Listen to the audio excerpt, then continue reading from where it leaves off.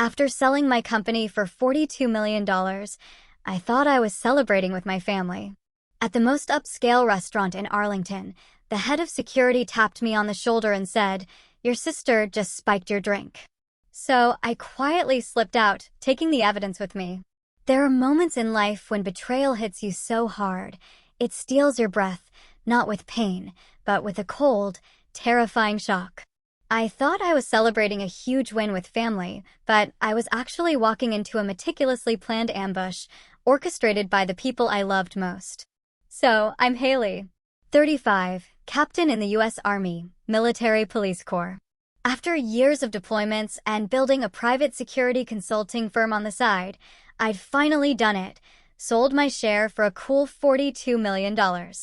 People assumed someone like me, who'd seen things and built things, would buy a yacht, disappear to some exotic beach. But all I wanted was to celebrate with the two people I believed were closest to me, my half-sister, Chloe, and her husband, Bradley. I booked a table at Jefferson's Prime, this absolutely swanky place near D.C., the kind with a live pianist and servers who actually glide instead of walk. Politicians whisper deals there. Defense contractors flash their wealth. Tonight, though, it was just supposed to be us. Or so I thought. I arrived first, of course. Military timing. The hostess greeted me with a smile, like she'd expected my name on the list. She led me to a corner booth with a perfect view of the room. Old habits die hard, so I automatically scanned the exits, counted staff, clocked the cameras. The place smelled of dry-aged beef and polished wood, with a baritone voice floating from the piano. It was the kind of setting where bad things simply shouldn't happen. Chloe and Bradley showed up fashionably late. Chloe was in a red dress that screamed money she definitely didn't have. Bradley's suit was a little too tight, like he'd been skipping the gym. They both flashed these big, almost rehearsed smiles. "Haley." Chloe practically lunged for a hug she hadn't offered in years. Her perfume was sweet but sharp, like she wanted to leave a mark. Bradley shook my hand with a grip just shy of overcompensating. "You look amazing," Chloe gushed, sliding into the booth. "This place is incredible." I figured it was time to splurge, I said, handing her a menu. "It's not every day you sell a company." $42 million, Bradley echoed, his eyebrows doing an exaggerated dance, as if he'd just heard it. "That's incredible. You must be so proud." I nodded. It had been a lot of work. He raised his glass of water, toasting to hard work. The waiter appeared, pouring wine for them, and a non-alcoholic cranberry blend for me. "Doctor doesn't want me drinking much anymore." "It's fine, I don't miss it." Chloe's smile looked rehearsed. "Now you can finally relax," she said. "Let us take care of you for a change." Part of me thought, that sounds nice. The other part, the one that remembered her voice trying to get out of chores as a kid, heard the practice tone. She had a way of making a request sound like a gift. The conversation stayed light, but it felt forced. They asked about my last deployment, but cut me off before I could really answer. They talked about their upcoming trip to Europe, a dream car Bradley was eyeing. All the while, their eyes kept flicking to my glass, my hands, the waiter. Small stuff. Most people wouldn't notice. But I've spent years reading body language. Their excitement was too polished, like a commercial for a happy couple. I looked at Chloe and tried to remember the girl who used to ride bikes with me on Fort Bragg's old paths, the kid who cried when I left for basic training. That kid didn't seem to exist anymore. The person sitting across from me looked like someone playing her in a movie. Dinner came. Steaks, sides, the works. We cut, chewed, smiled. Bradley talked investments. Chloe mentioned a new house. It all rolled off like a script. When the plates were cleared, Bradley stood and extended a hand to Chloe. "Come on, babe. They're playing our song." Their song turned out to be a slow jazz standard from the 50s. Chloe giggled and let him lead her to the small dance floor. They moved together like a couple in an ad for life insurance. I stayed seated, swirling the ice in my cranberry blend. The glass caught the light from the chandelier. My mind drifted, thinking about my team overseas, the night shifts, the first security master plan I'd ever drafted. Then, out of the corner of my eye, I saw him. A man, mid-60s, posture like a drill sergeant, eyes that missed nothing. He wore a black suit with a restaurant security badge clipped to his belt. He moved with quiet purpose. He stopped at my table and bent slightly. "Miss Brooks," his voice was low, steady. "Yes, I don't mean to alarm you." His eyes flicked to the dance floor, then back to me. "But a few minutes ago, when your sister came back from the bar, I saw her pour something from a small vial into your drink." My training kicked in. My pulse slowed instead of spiking. I looked at him. "You're sure?" "I'm sure," he said. "I didn't want to embarrass you or cause a scene, but I thought you should know." He straightened and gave a slight touch to the brim of his cap. "I'll be nearby if you need me." Then he walked back into the shadows of the restaurant. I stared at the glass in front of me, deep red liquid, ice cubes clicking softly. Once, it was just a healthy drink. Now, it might be something else entirely. Every instinct screamed to push it away, to confront Chloe and Bradley right there, to shout for the manager. Instead, I forced myself to breathe. Years of fieldwork have taught me one thing: panic gets you killed. I reached for my napkin, as if wiping my mouth. Then I accidentally knocked the glass over. Cranberries spread across the white tablecloth like a crime scene photo. "Clumsy me," I muttered under my breath. While the waiter rushed over with a fresh cloth, I used the heavy folded napkin to blot the spill. My hand was steady. I folded the damp cloth neatly, slid it into my coat pocket under the table. To anyone watching, it looked like I was just cleaning up. In reality, I was taking the only evidence I had. I looked at the dance floor. Chloe laughed at something Bradley whispered. She looked radiant, happy, maybe even victorious. Bradley's smile was all teeth. They didn't glance back at me. I pushed my chair back slowly, like a woman feeling a little off after a rich meal. My legs carried me toward the exit with measured steps. I didn't rush. I didn't look back. The valet handed me my coat without a word. Outside, the cool air hit my face. I ordered a car on my phone, thumb steady on the screen. It arrived within minutes. Sliding into the back seat, I pressed the folded napkin deeper into my pocket. The sweet smell of cranberry clung to my fingers. The city lights blurred past the window as we pulled away from Jefferson's Prime. My breathing stayed even. My mind was already moving to the next step. The night that was supposed to be a simple celebration had just turned into something else entirely, and every choice from this point on would matter. I pressed my back into the seat as the car moved through Arlington. The folded napkin was still warm from my hand. My phone vibrated against my thigh. I glanced down, not at the screen, but at my reflection in the window. Same uniform, straight posture, same calm face I'd worn on raids. Underneath it, a steady burn had started in my chest. I thumbed a single contact and hit call. Cynthia. Picked up on the second ring. "Haley, yeah." I kept my voice low. "I need to meet you tonight. I'm still at the office. You sound different. I'll explain in person." I ended the call before she could ask more. The driver turned onto a side street. My eyes tracked streetlights, counting down to where I needed to be. The lab building sat in a plain business park. No signs, just a keypad and a heavy door. I punched in the code ironwood still paid for. The lock clicked. Inside, fluorescent light hummed over stainless steel counters. The air smelled like bleach and ozone. A technician in a white coat looked up. "Captain Brooks, didn't expect you. I need a toxicology run. Priority. Beta blocker panel. Heavy metals. Anything you can find." I handed over the napkin, folded in a clean zip bag from my coat. He took it without a word, the way you take evidence from law enforcement. He knew my background. "You'll have results in an hour." I walked the hallway while I waited, every step measured. My brain built a map of options. Confront Chloe publicly. Call local police. Call Army CID. Call nobody. Each choice had consequences. The name Brooks, with poison attached, would spread faster than any antidote. The technician returned with a tablet. Preliminaries back. His eyes flicked up to mine. "You were right to bring this." "What is it?" "Metoprolol, crushed. At least 200 milligrams absorbed on that napkin. Enough to drop your blood pressure through the floor. In someone with a normal resting heart rate, it would look like a cardiac event." I nodded once. "Print it. Sign it. Chain of custody under my name." He tapped the screen, printed the page, and handed it over. My fingers closed around it like it was a weapon. Outside, the night had gone still. Back at my apartment, the place smelled like cedar cleaner and coffee grounds. I dropped my keys on the counter, set the report beside them. The napkin, now sealed in evidence tape, sat like a red flag in the middle of the kitchen table. I sat, elbows on knees, eyes on the floor. Chloe had been reckless before. Credit cards, small lies, bad boyfriends. But this was different. This was lethal. My training told me something else. Handle it quietly, precisely, without dragging my name, my company, or my unit into headlines. I opened a secure messaging app and sent Cynthia the location.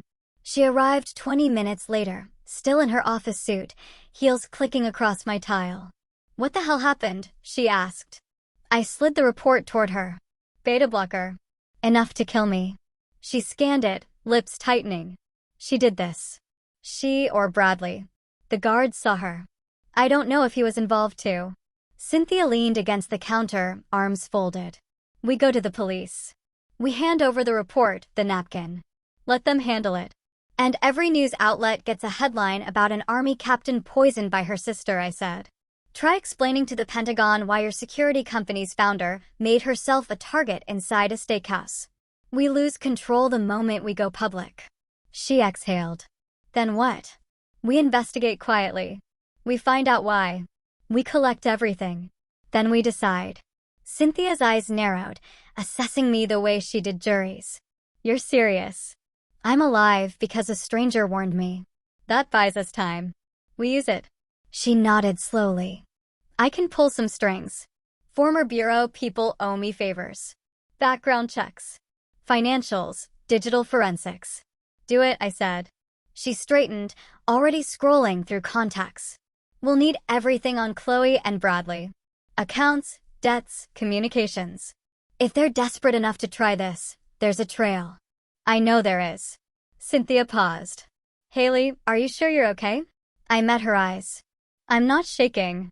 I'm planning. The words hung between us, heavy but steady. She nodded once and started dialing. While she talked logistics in a low voice, I opened my laptop, pulled up a blank file, and began typing names, dates, details. Jefferson's Prime, Marcus Darnell, Metaprolol. Everything that had happened from the moment Chloe walked in. My fingers moved without pause. This was how I'd built cases in the Army. Facts first. Feelings later. Cynthia ended the call. In. 2 former FBI, 1 former IRS investigator. Retainer covers 3 weeks of work. That's enough. We'll need to bait a hook, she said. They won't confess on their own. I know how to bait, I said, closing the laptop. Outside my window, traffic hissed on wet pavement. Inside, the room held only the sound of 2 people making a plan. There was no pause for anger or grief, only steps to take. I stood, crossed to the kitchen, poured water into a glass, and drank slowly. My mind built timelines: when to contact Marcus for a statement, when to get bank subpoenas through private channels, when to act. Cynthia slipped her phone into her purse. They think you're an easy mark, she said quietly. They've always underestimated me. She gave a short laugh. Their mistake. We didn't say anything else. We didn't need to. I walked her to the door. The hallway smelled faintly of someone's dinner down the hall. She pressed my arm once. Call if you feel off, she said. I'll be fine. When the door clicked shut behind her, I went back to the table. Evidence bag, lab report, laptop, 3 objects, 1 problem. My hands moved automatically, arranging them in order of relevance, like pieces on a board. The city outside kept moving, sirens in the distance, a plane overhead descending into Reagan. I sat back down and kept building my list, adding questions, outlining moves. My fingers stayed steady on the keys. My breathing stayed even. The night stretched long and quiet, but my mind was already reaching forward, step by step, toward what had to come next. The cursor blinked on my laptop screen as rows of names, times, and amounts filled the spreadsheet. I heard the faint hum of my fridge and the steady tick of the kitchen clock. My body was still, but my head was already sorting the case into boxes: poison, motive, money, access. Years in the military police had taught me how to build a file that would stand in any room, from a battlefield briefing to a federal court.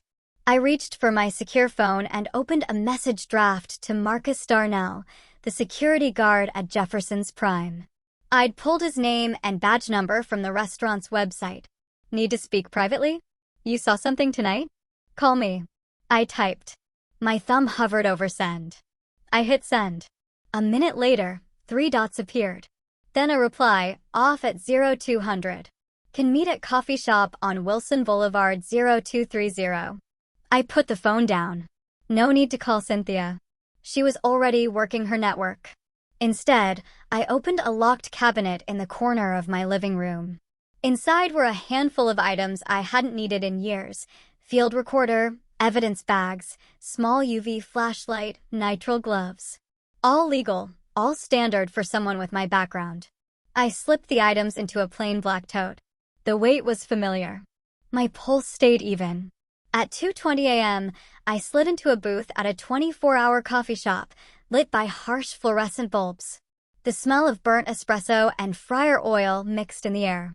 Marcus sat across from me, still in his security uniform, badge off, jacket open. He looked like a man who'd spent decades watching Doors. Captain Brooks, he said quietly. Just Haley tonight. I set the tote beside me. Thank you for coming. He nodded. I figured you'd want to talk. I pulled a small recorder from the bag and set it on the table. I need you to tell me exactly what you saw, in your own words. This is for my file. He didn't hesitate. Around 2015 hours, your sister walked to the bar alone. She came back with a drink in one hand, small clear vial in the other. She unscrewed it under the table, poured the contents into your glass, put the vial back in her purse. She glanced around first, but didn't see me near the service door. I know what I saw. I nodded, keeping my eyes on his. Would you testify if I needed? He held my gaze. If it comes to that, yes. I've got nothing against her, but what she did was criminal. I reached into my bag and slid an evidence form toward him. Sign here to confirm chain of custody on your statement. He signed without question. Years of security work had made him precise. I stood, shook his hand. You probably saved my life. Glad I was there, he said. Be careful. Back in my apartment before dawn, I stored the signed statement in a locked drawer with the lab report and the sealed napkin. 3 pieces now, each one solid. Cynthia called at 6 a.m. sharp. I've got movement, she said without preamble. Our investigators already pulled public records. Chloe and Bradley are drowning. 3 credit lines maxed, business loan defaulted, tax liens, and at least 2 payday lenders with judgments. They're cornered. Keep digging, I said. They're also moving money, she added. Wire transfers from Bradley's firm to an unregistered LLC last week. We'll trace it. I looked at the clock. Good. Document everything. Assume this ends in a room with lawyers. Already on it, she said. After the call, I took a shower, dressed in plain clothes, and headed to Ironwood's old offices. I still had a pass. Inside the security vault sat hard drives of client data. I checked the logs. 2 weeks ago, someone had used a duplicate key fob to enter after hours. No sign-in, no camera footage. That narrowed the suspect list to anyone who had borrowed or stolen my credentials.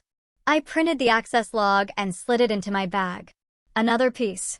On the drive back, I rehearsed a mental checklist: physical evidence, napkin, toxicology, witness statement, digital evidence, access logs, bank records, emails, motive, debt, opportunity, family trust, public image. At home, I opened my laptop again and began creating a master timeline. Each entry included date, time, action, and potential corroboration. Jefferson's Prime, Marcus statement, lab results, Chloe's financials. The file grew by the minute. Cynthia texted me a PDF, Chloe's credit report. It read like a slow-motion crash: high limit cards maxed, cash advances, late fees, a failed LLC for a lifestyle brand. I scrolled down to Bradley's. Similar pattern. Their marriage was a partnership in losing money. I leaned back, staring at the ceiling. It wasn't just greed.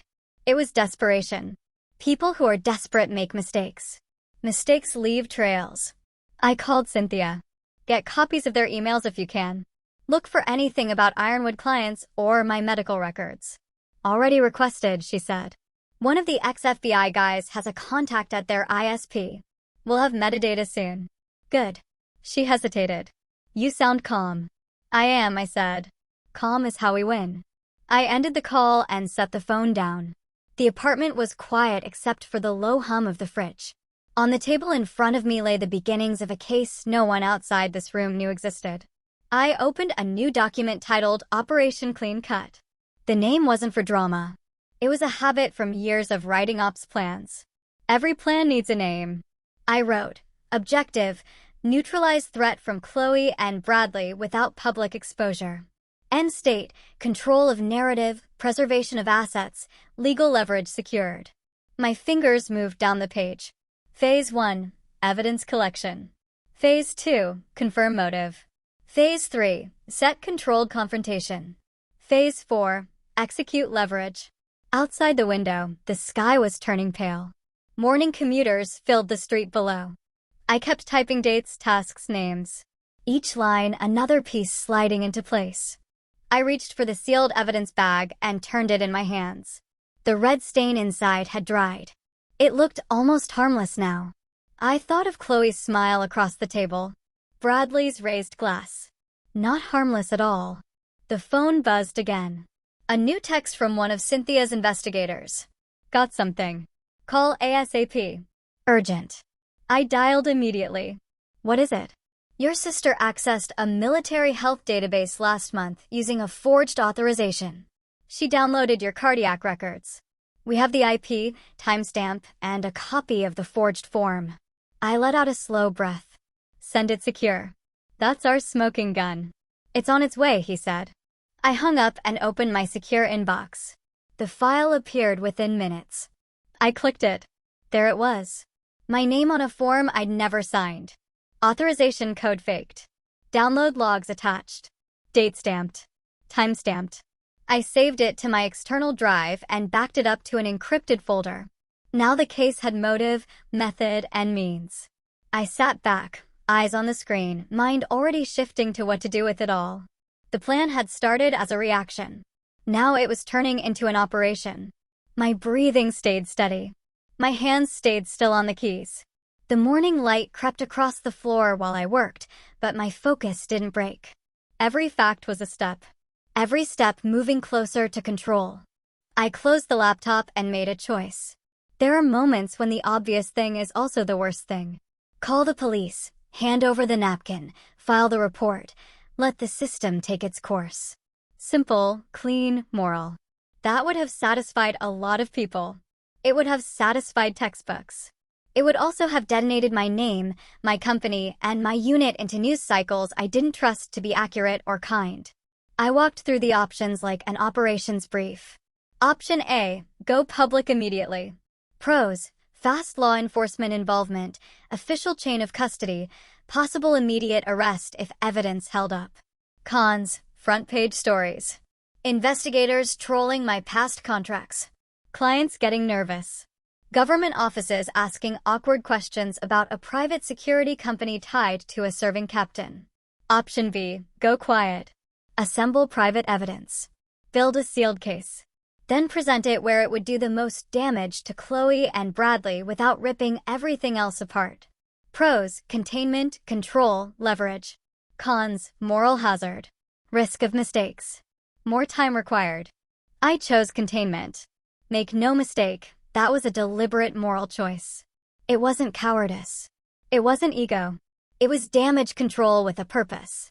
If I went public tomorrow and the tabloids ran with Army Captain poisoned by sister, two outcomes were likely. 1, the news would eat the story and people would forget nuance. 2, any civil or criminal case would be messy and public for months, perhaps years. My circle, my employees, the families of men and women I led, they all would be collateral. I owed them better. Cynthia arrived 2 hours after dawn. She'd already burned through a list of contacts and updated me as she walked in. Financials, access logs, the forged authorization. She smelled like strong coffee and competence. I slid the sealed napkin and the printed lab report across the table. "We can walk into the station with this," she said calmly. "We can hand it to CID, or we can build the cleanest civil intelligence case they've ever seen and then sit in a room with options." "Which gets them both locked up faster?" I asked. "Depends what you mean by locked up," she said. "Federal charges for attempted murder, plus whatever they did with ironwood material, makes them vulnerable for a long time. But prosecution is a public process. A plea might get them time, but it also guarantees discovery. If your goal is to protect the company and your name while ensuring they lose everything, civil remedies and controlled criminal referrals give you leverage." I nodded. Legal tacticians have a vocabulary that makes vengeance sound clinical. That suited me. "Do it." She smiled. Half cruel, half approving. "Good. We'll open 2 threads. One criminal, confidential, routed to a DA who understands sensitive reporting. The other, private asset freezes, subpoenas through our investigators, pulling strings to keep things off the public radar until we present." "Who do you have?" I asked. 2 ex-FBI with grand jury experience, an ex-IRS criminal investigator for the money trails, and a third who handles digital forensics. They already have retainer agreements signed. She handed me a list with names and a short summary of capabilities. We were asking professionals to run quiet, surgical work. That's their lane. We also had to think about credibility. Marcus' statement was strong, but it was still a witness account in a crowded room. The lab report was scientific, but we needed a secure chain of custody that a prosecutor could rely on. If anything sniffed like sloppy handling, the defense would pick it apart. "Chain of custody is everything," Cynthia said. "We keep a sealed inventory. We log who touches what, when, and where. Everything goes in escrow with a neutral custodian. No loose ends." I set up a secure folder labeled for legal use only. Then I drafted a short message for Marcus, thanking him formally and letting him know we'd include his affidavit in a protected file. I asked him to preserve any camera footage the restaurant might have and not to discuss anything with anyone. Simple instructions, delivered without drama. Next, I called a bank contact who knew how to place a freeze quietly. Banks don't like freezing accounts, but they'll do it with the right legal pressure. The idea was straightforward: choke off liquidity. If Chloe and Bradley couldn't move cash, their options dwindled. Predators get desperate when their prey locks the safe. I sat back and thought about motive again.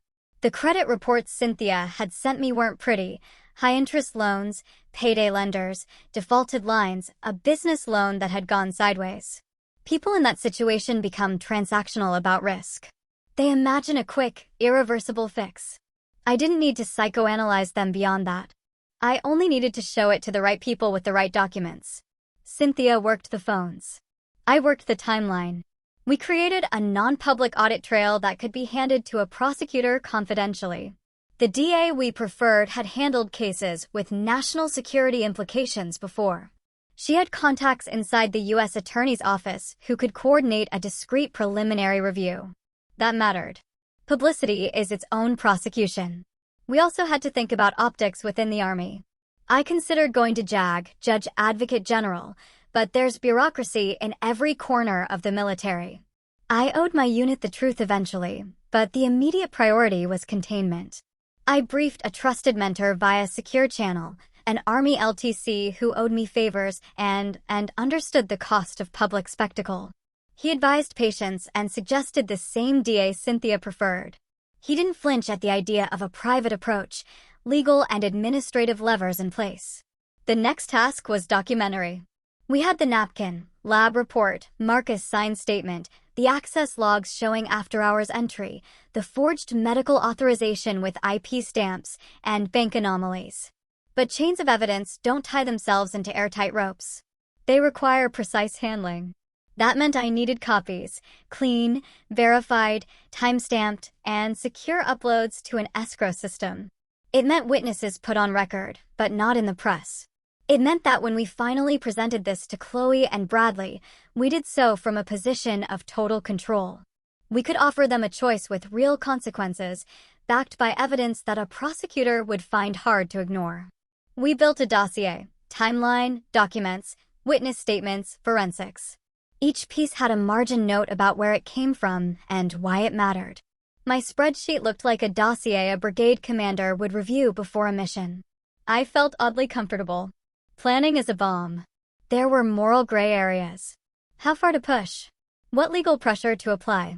Whether to demand full forfeiture before offering leniency. Cynthia argued for a staged approach. First immobilize assets, then present evidence privately with a clear path, either exile from the family fortune or immediate referral to law enforcement with no plea options. The choice we'd offer would be brutal but clean. People like choices, Cynthia said. Give them two terrible options rather than one sweet escape. I laughed then, a short, dry sound. That's how you get confessions. We also prepped for pushback. If they hired counsel, that was expected. If they went to the press first, that was why we set up escrow and secret DA contacts. Their story would ring hollow next to signed statements and forensic reports. We prepared a single line for any unofficial leak. We are cooperating with authorities. No further comment. Keep it sparse, infuriating, and true. By mid-afternoon, the investigators had pulled initial records. One of the ex-FBI guys called to tell me they'd located suspicious transfers tied to a Shell LLC with ties to a lender in New Jersey. The IRS guy already had a notice flagged for deeper review. They were focusing on drying up funds and mapping who within their circles benefited from the transfers. I sat for a minute and allowed myself a small private joke. I had spent the better part of my adult life keeping people from doing dumb, dangerous things. Now I was stopping a different kind of danger, one that wore a familiar face across a table. The rest of the day moved in focused increments: calls, verification, legal templates, bank holds. Each action peeled away another layer of ambiguity. Each confirmation made a simple truth clearer. This was not a moment to be theatrical in public. It was a moment to be surgical, effective, and exact. At dinner that night, I ate alone. The city moved around me. My phone buzzed intermittently with updates.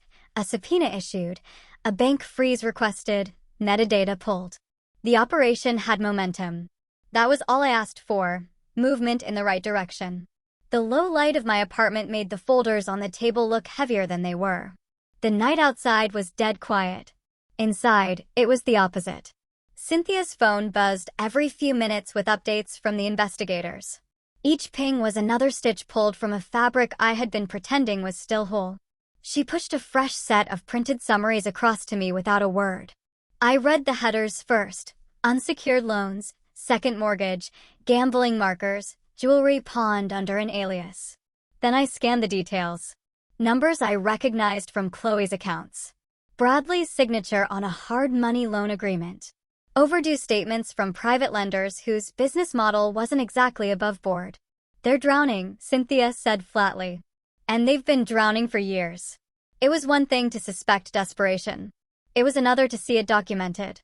In black and white with bank logos and signatures.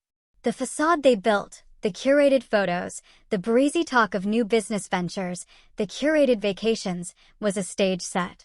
Behind it, their finances were a demolition zone. They're $2 million in the hole, Cynthia continued, sliding a page over so I could see the total at the bottom. If they don't get a cash infusion, everything collapses within months. Foreclosure notices are already prepared. Lenders have started calling. I stared at the total. My sister had spent years leaning on me for small, helping transfers. I told myself she just had bad luck. In reality, she'd been running a 3-act tragedy funded by my patients. Bradley was no better. He'd used his consulting firm as a personal ATM, cashing client retainers to cover gambling debts and personal travel. The next folder hit harder. Inside were still images taken from gallery security cameras and text transcripts from recorded calls. The dates lined up perfectly with the days Chloe had dropped by to check on me. Each visit matched a new batch of high-resolution photos sent to appraisers and galleries. She wasn't bringing soup out of kindness. She was casing my home like a burglar. She's not just planning to take your money, Cynthia said. Her voice clipped. She's liquidating your history. The photos were of things that weren't even valuable to anyone but me: medals, framed commendations, old unit photos, my late mother's furniture. Mixed in were shots of the more obviously sellable items, artwork, silver, a rare rifle inherited from our grandfather. Chloe's email to one gallery was polite and professional. She wrote about me as if I were already gone. My sister is terminally ill. We're preparing her estate. She listed items with estimated prices. I felt something shift inside me then. Not hot rage, but a cold clarity. This wasn't about one impulsive act at a restaurant. This was a systematic process that had been running for months. She'd forged a medical authorization to pull my health records, studied them for weaknesses, planned the poisoning, and, in parallel, prepped for a private liquidation of anything else of value. Bradley's role wasn't passive. The investigators had traced calls from his phone to two of the lenders and to a fixer known for brokering under-the-table sales of restricted goods. They had bank records showing him wiring retainer fees to a law firm that specialized in shielding assets from civil seizure. This was premeditated on every level. Cynthia looked at me, waiting for my reaction. "You're not surprised," she said finally. "I'm done being surprised," I answered. "I'm just confirming that we went through the rest systematically.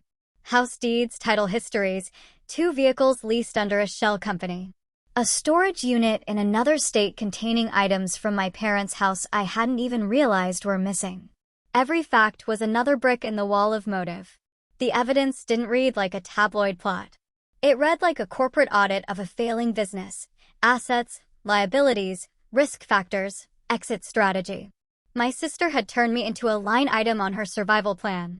Cynthia slid the final page across the table. A printout of search terms traced to a public library computer: lethal dosage beta blockers. How to fake natural death. Will autopsy detect metoprolol overdose? It was clinical, impersonal, and devastating. I exhaled slowly. "They're thorough.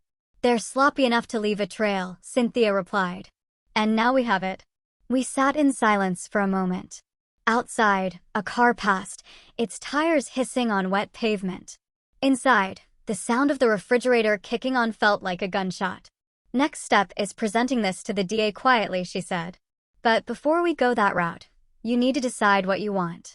Criminal trial with headlines, or a surgical strike that wipes them out financially and leaves them exposed if they ever try to retaliate." I kept my eyes on the photos of Chloe holding my coffee mug, smiling for my door camera on the days she'd visited. The smile looked almost tender. "It was a lie. We go surgical," I said. "Then we'll tighten the noose quietly," Cynthia replied. She began making calls in low, precise tones, arranging legal holds, drafting letters to banks and galleries to flag suspicious transactions, and lining up sworn affidavits from appraisers. Her efficiency was its own kind of mercy. It kept me from thinking about family dinners, birthdays, or childhood road trips. I focused on the plan instead. The team would continue gathering evidence until every asset, every loan, every false statement, and every attempted sale was mapped. When the moment came, Chloe and Bradley would walk into a room thinking they were about to sign inheritance papers, and instead find themselves facing a wall of irrefutable facts with no exit. I wasn't interested in humiliation for its own sake. I wanted a clean break. Remove the money, remove the access, remove the leverage. No public circus, no appeals to sympathy, just a signed agreement, a handover, and a permanent cutoff. Cynthia finished her calls and looked at me. "We're going to need you to keep acting like nothing's wrong. If they sense a shift, they'll lawyer up differently." I nodded once. Playing the part of the oblivious older sister would be the hardest task I'd ever performed, harder than any deployment or negotiation, but it was necessary. She left with the folders, promising secure storage and a fresh set of updates by morning. I sat at the table a long time after she'd gone. The apartment quiet except for the hum of the air conditioner. On the wall across from me hung a framed unit citation. I stared at it and thought about loyalty, about betrayal, about the difference between the people you choose to stand with and the ones you're born into. The night stretched on. My phone buzzed again with another update. This time, a digital forensics hit on Bradley's burner phone, connecting him to a new account at an online casino. It was just one more proof point, another weight on their side of the scale. I saved it to the secure folder without a word and began drafting a new list of tasks for the morning. The plan was no longer theoretical. It was operational, and every operational detail mattered. I booked the conference room on the 40th floor of the Crystal City Tower for Tuesday at 10 a.m. Booking the room was the smallest part of the operation, and also the most literal symbol of control. The Crystal City suite was neutral, professional, and importantly, private. No brass plaques, no glossy lobby brochures. The elevator code, the security desk contact, and the assistant's name all went into a single secure note on my phone. I set the meeting under the pretext of signing preliminary trust documents, so Chloe and Bradley would come expecting celebration, not interrogation. Step 1 was the choreography. Cynthia and I mapped every minute of the morning into a simple sequence: arrival, small talk, coffee, initial paperwork, the signing, then the reveal. We assigned roles. Cynthia would open. She had the voice for it: calm, direct, legal. 2 investigators would sit at a corner table with folders that looked routine. A third would be on a private line with the DA, ready to confirm facts if needed. Marcus would be on standby at Jefferson's Prime to secure any last-minute evidence and to confirm his statement if a subpoena required. I would be the quiet center, the one who appeared weak and grateful. The documents were the next priority. Anything sloppy could be used against us. Cynthia's team drafted an innocuous-looking family investment trust packet cover sheet. Preliminary terms, signature lines intended to lure. Hidden inside the legal pile were the heavy things: the toxicity lab report, Marcus' signed affidavit, the forged medical authorization with the IP logs, bank summaries, and the investigators' initial forensics printouts.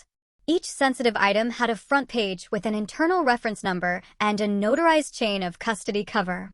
We printed 2 sets, one for our attorney escrow and one for the DA, each with timestamps and seals. Escrow and custody were non-negotiable. Cynthia arranged for a neutral custodian, a trust company that would hold originals and record every handoff. We didn't take chances with memory or rumor. Originals went into sealed envelopes, logged and sealed again. Photocopies were bound into a blue folder that looked like routine paperwork you sign at a bank. The contrast was intentional. Money control was tactical. The investigators had already started the asset tracing process. Subpoenas in motion.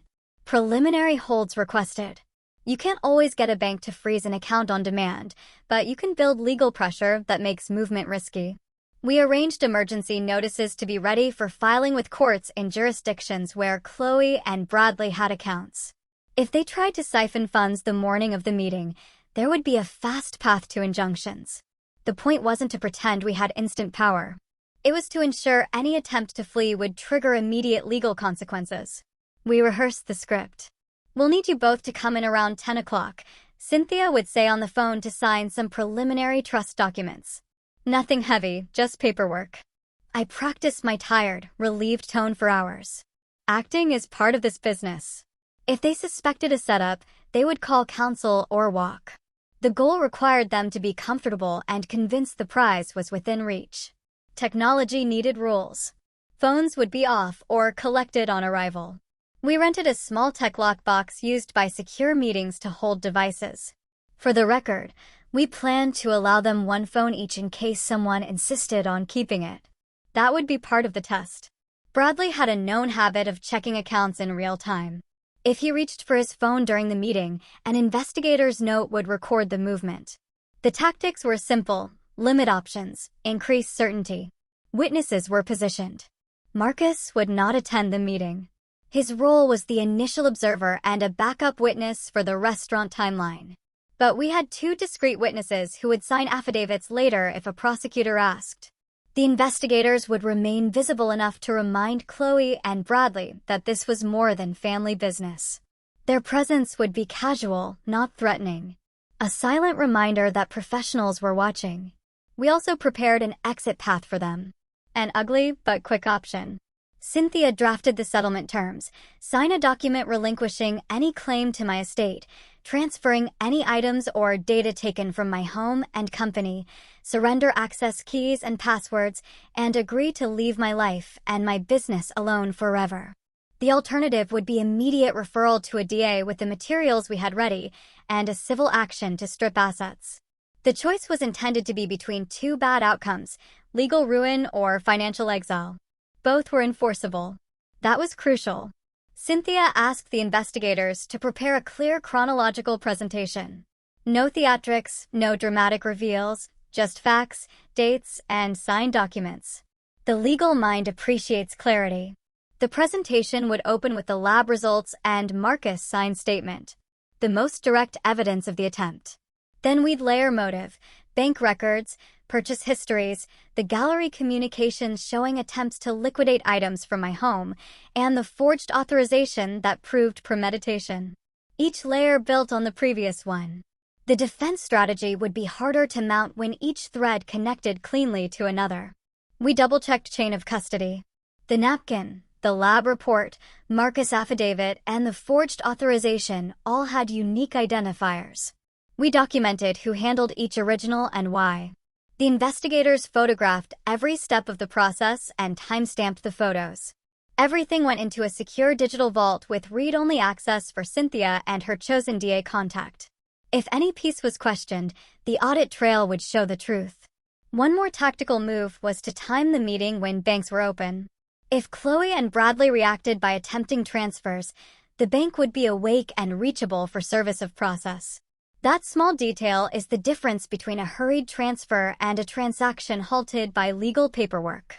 We coordinated with our bank contact to ensure a fast response window for any emergency filings. I practiced the brief that Cynthia gave me until I could say it with bland sincerity. I want to put the family finances in order. Sign these preliminary trust forms so we can move quickly. It needed to sound like generosity and inevitability. It had to be a sugar-coated hook. The trap would be revealed only when the evidence lay on the table and the legal options were clear. Finally, we ran what-if scenarios. What if they lawyered up instantly? Fine. We'd present the evidence and let Discovery rip apart their story. What if they fled? The investigators already had international alerts set for known accounts and a watch on any purchases or transfers. What if they tried a PR strike? We prepared our public statement. We are cooperating with authorities. No further comment. Sparse and damaging to any counter-narrative. The last piece was personal. I had to commit to the face I would show that day. Acting weary and hopeful would be difficult. Part of me wanted to stand, scream, and break things. Part of me wanted to pick up the phone and call the police and let the world sort the rest. Instead, I chose discipline. That discipline is what I trained for. It's what kept soldiers alive and leaders effective. On Friday, I called Chloe and Bradley and left a message with Cynthia's assistant. We'd like to see you Tuesday to sign paperwork for the family trust. Nothing formal, just preliminary. Please come at 10 o'clock. The message sounded warmly indifferent, like an invitation to brunch. I closed my laptop, set the secure folder on the kitchen table, and ran my hand over the sealed napkin once. A simple, steady motion. Then I rehearsed my smile in the hallway mirror, not for vanity, but because I needed it to be convincing. I adjusted my shirt and checked my watch. I confirmed the room, confirmed the escrow, confirmed Marcus would preserve any footage, and confirmed the investigators were ready. Then I called Cynthia one last time that evening to run through the sequence. Her voicemail picked up on the second ring. I left a concise note. We're set. Control the room. No leaks. 1. I hung up and turned off the lights, leaving the house in a quiet state that looked ordinary to anyone peeking in. I didn't go to bed immediately. I reviewed the timeline one more time and then finally let the house settle around me. Rain slid down the window of my apartment in thin vertical lines while the clock on the wall ticked through another hour. My laptop screen glowed with spreadsheets, legal documents, and a color-coded schedule that looked more like an operations plan than a family meeting. I had gone over every step with Cynthia and her team. Now it was just execution. She called once more, her voice steady but low. Everything's in place. Security desk has your guest list. Our people will arrive 30 minutes early. The custodian has the originals. Phone's locked. I asked. Lockbox delivered and tested. It reads badges on entry. No one gets to walk in and live stream anything. I ended the call and walked to the kitchen. The smell of brewed coffee was the only warm thing in the room. I poured it into a plain mug and sipped. No whiskey, no distractions. The last 24 hours before any high-risk operation were always the quietest and the hardest. The checklist on the table was broken into 5 columns: legal, security, evidence, optics, and psychological. Each had subpoints. Legal was Cynthia's realm: final review of settlement papers, execution page flagged for signatures, affidavit templates for immediate filing if needed. Security covered the elevator codes, the reception desk, and 2 plainclothes investigators stationed as consultants in the corner of the room. Evidence included every document and photo printed on heavy stock with reference numbers and seals. Optics meant neutral decor, no hint of hostility, refreshments on the sideboard. Psychological was my job, my posture, my tone, the expression on my face when Chloe and Bradley walked in. I reheated dinner. I barely tasted it and sat at the table running the script out loud. My voice had to sound tired but generous. This is just preliminary paperwork. I want to make sure you're taken care of. We'll finalize everything soon. It had to sound like a woman smoothing a legacy, not a captain preparing an ambush. Cynthia had advised me to sleep. I tried, lying on my back, staring at the ceiling.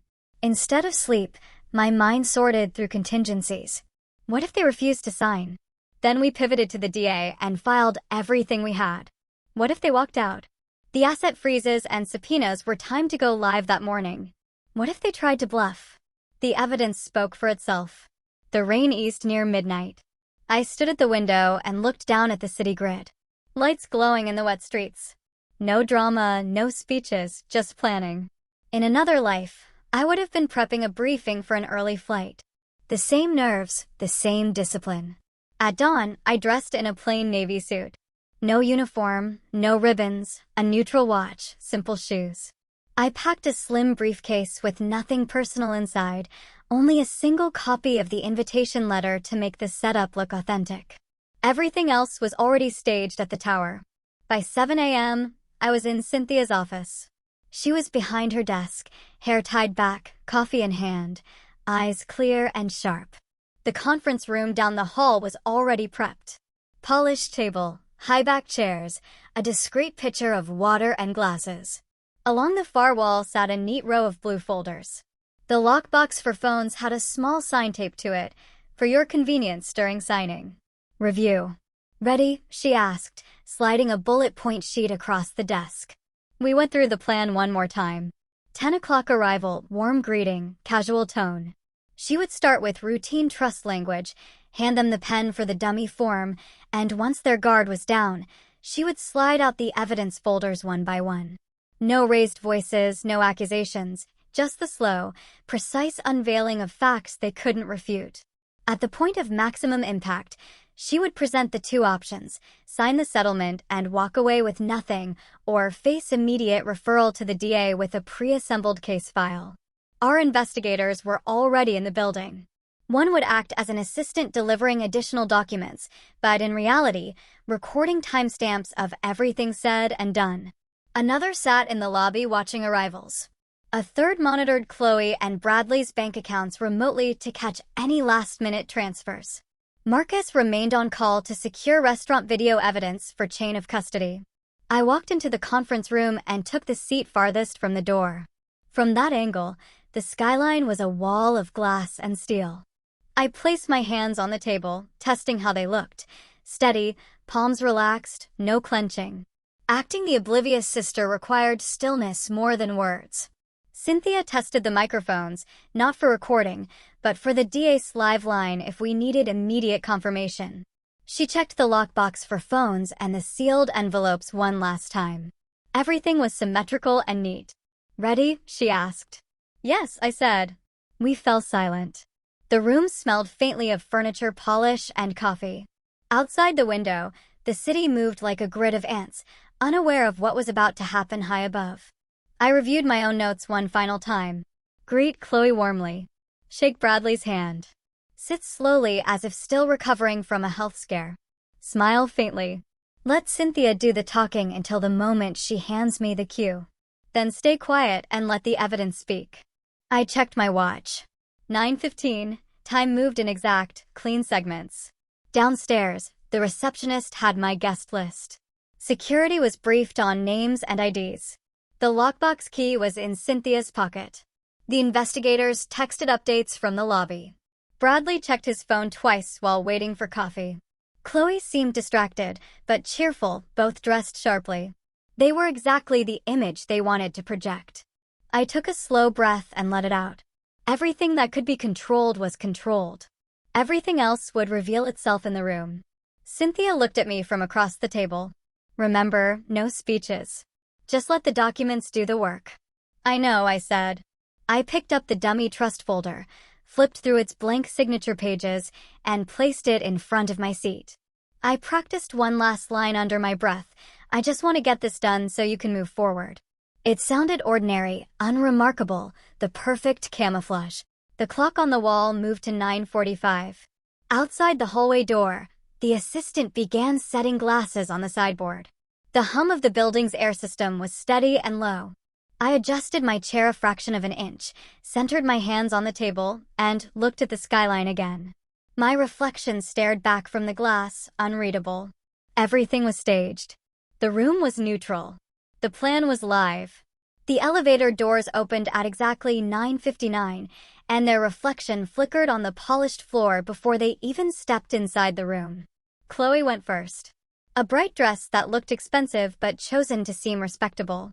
Her hair perfectly styled. Bradley followed in a tailored suit I hadn't seen before. His tie a little too bold for a legal appointment. They looked like people walking into a photo op, not a reckoning. I stood as they entered, one hand lightly on the back of my chair. "Good morning," I said, my voice slow and warm. Chloe leaned in and kissed my cheek. A practiced smile that reached just enough of her eyes to appear sincere. "You look so much better," she said. "I told you rest would help." Bradley extended his hand. "Captain," he said with a grin. "Ready to sign our future?" I took his hand, steady grip, eyes soft. "Just paperwork," I said. "Let's get comfortable and productive." Cynthia stepped forward, professional but pleasant. Her dark blazer neat. Her voice brisk but not cold. "Please have a seat," she said. "We'll get water and coffee in a moment. Phones in the lockbox, please. House rules." Bradley chuckled. "Of course." He and Chloe both placed their phones inside the small black box on the sideboard, the magnetic lid closing with a quiet click. No protest, no hesitation. They sat opposite me at the long table, the skyline behind me glowing in the late morning light. They clasped hands across the polished wood.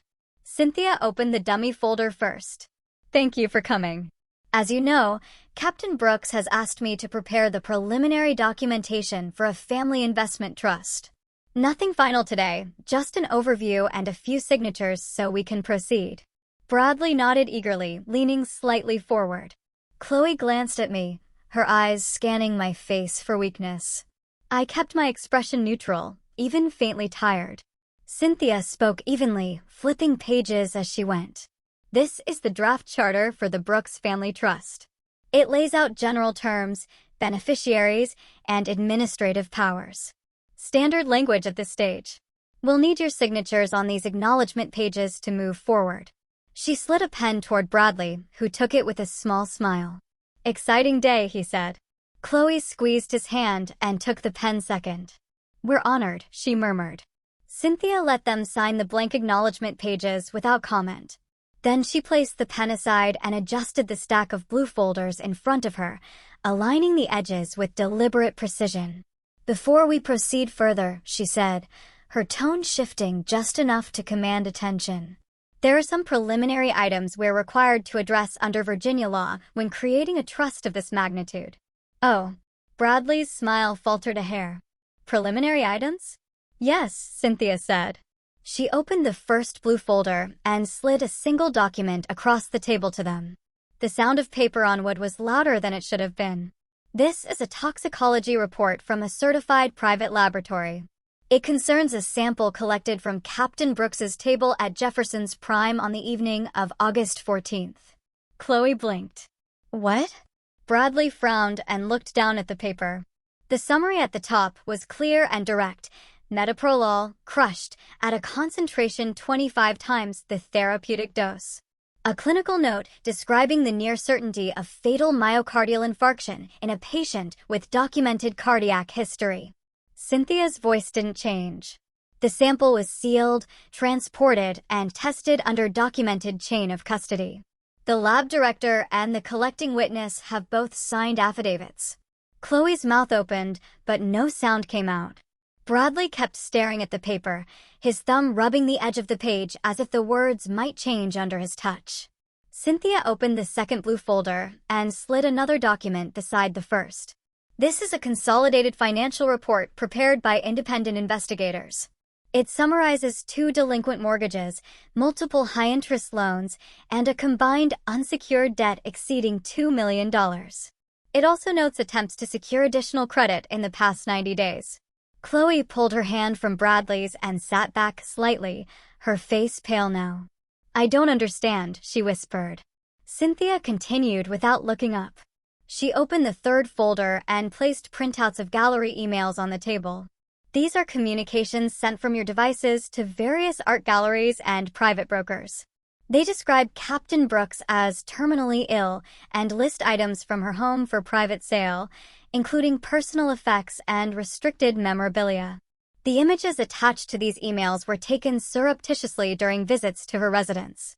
This is corroborated by time-stamped security footage. Bradley turned to look at Chloe, his jaw tight, but he said nothing. Cynthia opened the fourth and final folder. This one contained a forged medical power of attorney with Chloe's signature as authorized party, IP logs showing access to Captain Brooks's complete health record, and a series of search terms traced to burner devices, lethal dosage beta blockers. How to fake a natural death. Will autopsy detect metoprolol overdose? She placed the stack carefully on top of the other documents. The room was silent except for the low hum of the building's air system. Chloe stared at the table, her hands trembling. Bradley's face had gone from smug to ashen in less than 5 minutes. I kept my hands flat on the table and spoke for the first time since the greeting. My voice was calm, even. "There is no family trust, Chloe. There never was." Her head snapped up.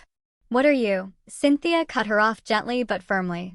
"The entirety of Captain Brooks's estate has already been transferred into an irrevocable charitable foundation. It is legally operational. You have no access to it and never will." Bradley swallowed hard. "You can't just—" "I can," I said, still calm. And I did. Cynthia picked up a separate folder, thicker than the rest, and set it in front of them with a pen on top. "You have 2 options," she said. Her tone clipped but not theatrical.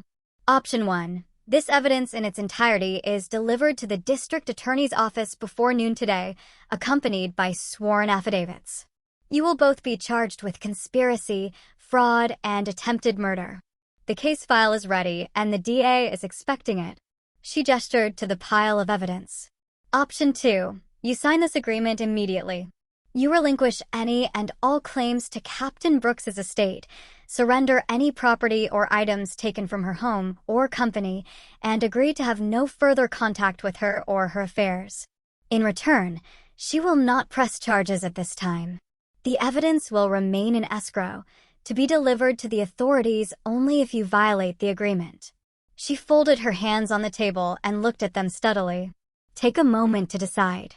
Neither of them reached for the pen. Bradley stared at the documents as if they might vanish. Chloe looked at me, tears forming but not falling. I held her gaze, but felt nothing. "You used my trust as a weapon," I said quietly. "Now the only thing left between you and prison is a signature." The assistant entered silently and set glasses of water at each place. Neither Chloe nor Bradley touched theirs. Cynthia slid the pen slightly closer. "Sign or face charges. Those are the only 2 paths left." The city outside moved on. Cars gliding down wet streets, horns distant and muted. Inside the room, the air felt heavier than concrete. Bradley finally reached out, his hand shaking, and picked up the pen. He didn't look at Chloe. He signed his name on the line Cynthia indicated, the ink dark against the paper. He pushed it toward her without a word. Chloe stared at the document. Her lips pressed tight. Her hand hovered over the pen, then dropped.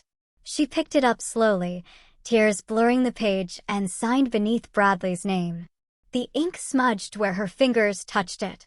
Cynthia took the signed pages, flipped them closed, and secured them with a binder clip. She slid the folder into her briefcase and locked it with a small click. No one moved for a long moment. The only sound was the steady hum of the HVAC and the faint clatter of traffic below. I stood up slowly, my chair scraping the polished floor with a muted sound. My voice was level and final. "We're done here." Chloe's eyes flicked to mine, searching for some trace of the sister she once knew.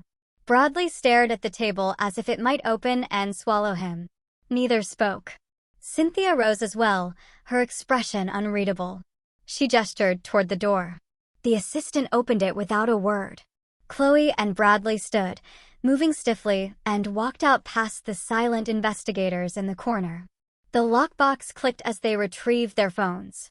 The door closed behind them with a soft but decisive thud. I stayed standing, hands at my sides, breathing steady. The room smelled of paper, coffee, and the faint metallic tang of fear left behind.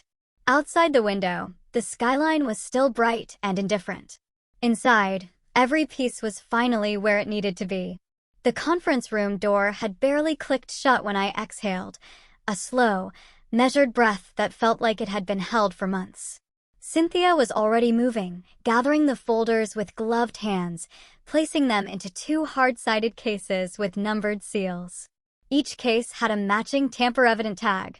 She didn't speak until the last document was clipped and secured. "That's signed," she said quietly.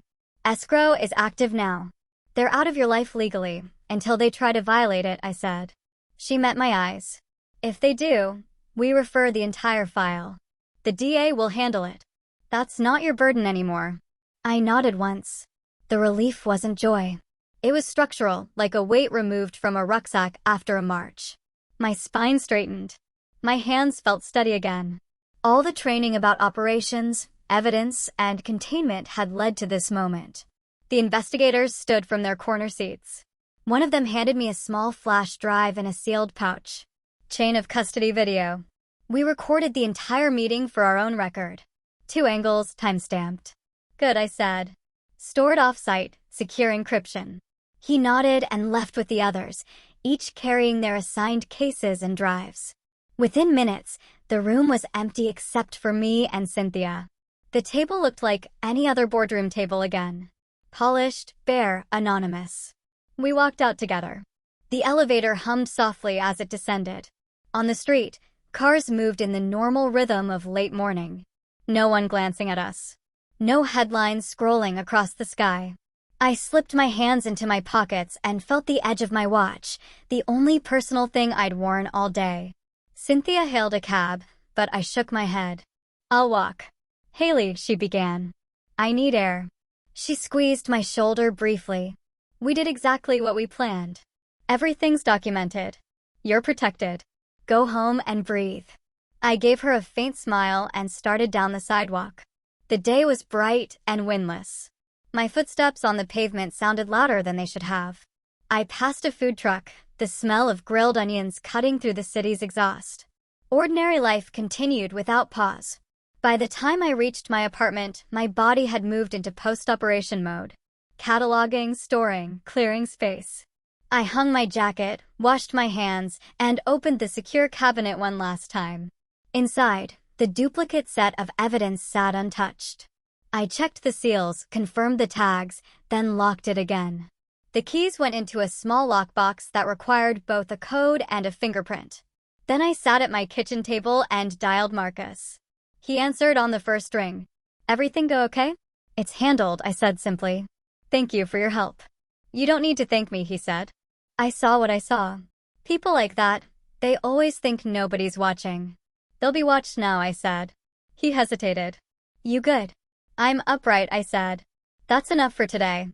We ended the call. I set the phone down and stared at the muted glow of the laptop screen. The master timeline, once a jigsaw puzzle of risk and motive, was now complete. Each line crossed out with a neat black bar, napkin tested. Witness secured. Forged authorization traced. Assets frozen. Settlement signed. The phone buzzed again. Cynthia texting a brief update. DA finalized receipt of notice of settlement. File under seal. Everything locked. Short, precise, exactly the language I needed. I stood and walked to the window. Below, the city stretched out, glass towers and intersections, people with coffees and bags and phones. I pressed my palm against the cool pane. No speech, no adrenaline, no crowd, just an operation concluded. I poured water into a glass and drank slowly. The taste was metallic from the tap. For a moment, my eyes flicked to the framed unit citation on the wall. The same one I'd stared at when I first realized what Chloe had done. In my unit, when a mission ended, we debriefed, wrote reports, cleaned gear. We didn't celebrate. We reset for whatever came next. I felt myself falling into that rhythm. Now, I opened my laptop again, started a final document labeled After Action Report. It wasn't for the Army. It was for me. I wrote in simple bullet points: objective, neutralize internal threat. Method, private investigation, legal leverage. Outcome, settlement signed, assets secured, evidence in escrow. Risk, minimal public exposure. Status, operation concluded. Under lessons learned, I typed a single line: family can be a blind spot. Then I closed the file and encrypted it. The doorbell rang once. Sharp and unexpected. I moved to the door and looked through the peephole. A courier stood there, holding a slim package. I opened the door, signed the tablet, and took the envelope. Inside was a formal confirmation from the trust custodian, settlement agreement, and release received. Originals under seal. A notary stamp glistened in blue at the bottom. I set it on the table. Everything now had a seal or a signature. No loose ends. I took a shower, the hot water running over my shoulders, and let my mind finally start to drift. Not to nostalgia or regret, just to nothing. When I stepped out, the apartment smelled like soap and paper. I dressed in clean clothes, made a simple lunch, and ate it standing at the counter. In the afternoon, Cynthia called again. Bank freezes went through, shell accounts flagged. Any movement will trigger automatic notices to our team. They're boxed in. Good, I said. Let them box themselves further. She hesitated. Haley, you understand how rare it is to pull this off without a leak? Yes, I said. You did everything right. You kept your head. That's not easy when it's family. I didn't answer. There wasn't anything to say that wouldn't sound like a platitude. She filled the silence. We'll keep monitoring quietly for a few months. If they violate the agreement even once, the DA will file. You won't have to do anything. I gave a small laugh. Dry, but not bitter. I'm not planning to. After we hung up, I walked through the apartment, touching objects without thinking. The edge of a photo frame, the back of a chair, the smooth metal of the lock on the evidence cabinet. Everything was still in its place. Nothing had been taken, nothing poisoned, nothing left to guess. The evening light shifted across the floorboards. I pulled on a jacket and went outside, walking aimlessly through the neighborhood. People walked dogs, argued on phones, pushed strollers. Nobody knew what had happened high in that conference room. That was the point. Real consequences don't need an audience. I reached a small park and sat on a bench. The air smelled of cut grass and traffic. I leaned back, eyes half closed, listening to a jogger's shoes on the path, a child laughing by the swings. The world moved on without me needing to manage it. When I finally stood and started back, the sky over the city was streaked with orange and purple. I slipped my hands into my pockets and felt the smooth edge of my watch again. The glass towers caught the fading light. My steps were unhurried, deliberate. Everything essential had been handled. The morning after everything was sealed, the apartment was quiet in a way that felt new. No folders on the table, no glow of the laptop through the night. No list of contingencies taped inside a notebook. For the first time in weeks, my calendar was empty. I poured coffee into a mug and leaned against the counter, listening to the faint hum of traffic outside. The silence didn't feel like a void. It felt like space. Space to decide what came next without having to watch my own family like a threat. Space to think about the life I'd built in uniform and in business, and what kind of mark I could leave when I was done fighting. I opened my laptop one more time and logged into the Foundation account, the irrevocable trust Cynthia had helped create long before this confrontation.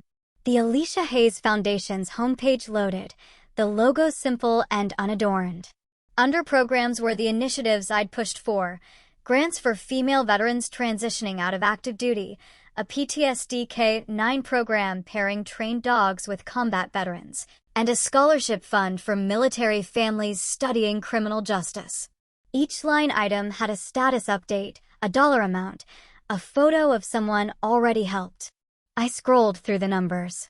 The assets that would have been carved up in lawsuits and fake invoices were now committed to programs with real names attached. A grant for a Marine sergeant who'd lost both legs. A therapy dog already training for an Air Force medic. A housing stipend for a National Guard single mother finishing college. It wasn't abstract anymore. It was measurable. I added a new directive, a legal clinic for service members facing financial exploitation by family. Not a revenge project, but a prevention one. The irony wasn't lost on me.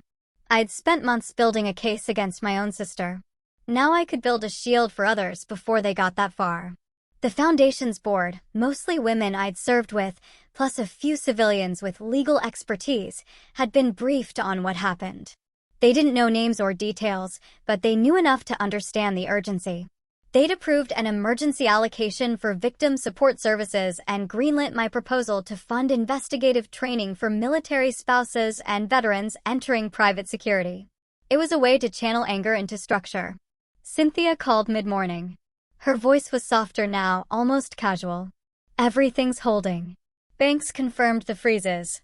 The DA filed our notice of settlement and sealed the file. You're officially clear. Thank you, I said.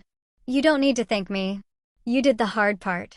We spoke briefly about the Foundation, the new clinic, and a quiet plan to hire Marcus as head of security for the next gala. He'd refused a cash reward, but had agreed to consider a job offer. Good men like that are rare, Cynthia said. Keep him close. After the call, I closed the laptop and walked to the window. The city was the same, but it no longer felt like a chessboard. I thought about the years of training that had taught me to be calm under pressure, to plan 3 moves ahead, to see patterns in chaos. Those same skills had saved me from being a headline. But they weren't just for defense. They could be used to build things. I spent the afternoon at the Foundation's small office, a converted brownstone a few blocks from my apartment. The staff, a mix of veterans, social workers, and volunteers, greeted me with quiet nods. They'd kept the place running while I was wrapped up in the operation.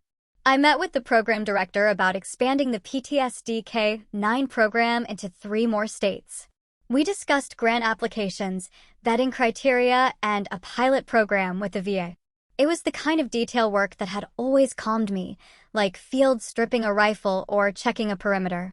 On the wall of the office hung a simple plaque, "Service beyond service." It had been my mother's phrase, one she'd used when volunteering at shelters after our father died.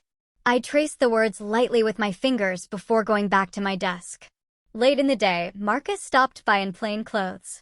He looked a decade younger without his uniform. He handed me a sealed envelope. "Copy of my affidavit for your records." I kept a copy for myself in case anyone tries to lean on me. I took it. "Good thinking." He hesitated. "I don't know what you're planning to do now, but if you need someone to keep an eye on things, security, logistics, I'm available." I smiled. Genuine this time. "We're starting a security training program for veterans. I'd like you to run it." He blinked. "Seriously?" "Seriously. Pays fair, hours are normal, and no one's going to pour anything in your coffee." He laughed then, a short, surprised sound. "I'll think about it." "Think fast," I said. "The first class starts next month." I motioned for him to come in. We shook hands and he left.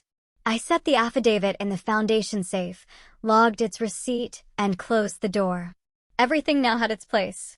Walking home that evening, the air smelled of rain and warm pavement. The city's noise felt like background music rather than a threat. I passed a playground where 2 little kids in army t-shirts were climbing a jungle gym, their mother watching from a bench. She had a service dog at her feet. I caught her eye and she nodded once, a silent greeting between people who understood the same world. Back at my apartment, I cooked a simple dinner and ate it slowly. No phone buzzing, no notes to draft. I sat on the balcony with a glass of water and watched the sun drop behind the skyline. The light glinted off the glass towers, turning them gold for a moment before fading to blue. Inside, the evidence cabinet sat closed. The foundation files were secure. Chloe and Bradley were out of my orbit, legally bound and financially cut off. They could spin whatever story they wanted. Without access to me or my assets, it would be noise. If they crossed the line, the DA had everything ready. But that wasn't my work anymore. What remained was the work of building, not defending. Expanding the foundation, training veterans, funding therapy dogs, helping women in uniform who might one day find themselves staring across a table at someone they thought they could trust. I stood and went back inside, shutting the balcony door. The apartment smelled of clean wood and quiet. I touched the unit citation on the wall once more, not as a talisman, but as a reminder of the discipline that had gotten me here. Then I sat at the table with a blank sheet of paper and began sketching a new schedule. Meetings with donors, site visits to partner clinics, interviews for the security training program, lines of action that didn't involve ambushes or countermeasures. The pen moved easily across the page. When I finished, I set it aside and looked out the window. The city was dark now, dotted with lights. In the distance, a train horn sounded low and steady. I felt my shoulders drop, my breathing even out. No suspense, no cliffhanger, just a life resuming its shape. Built deliberately, one action at a time. Everything essential had been handled. Now came the work worth doing.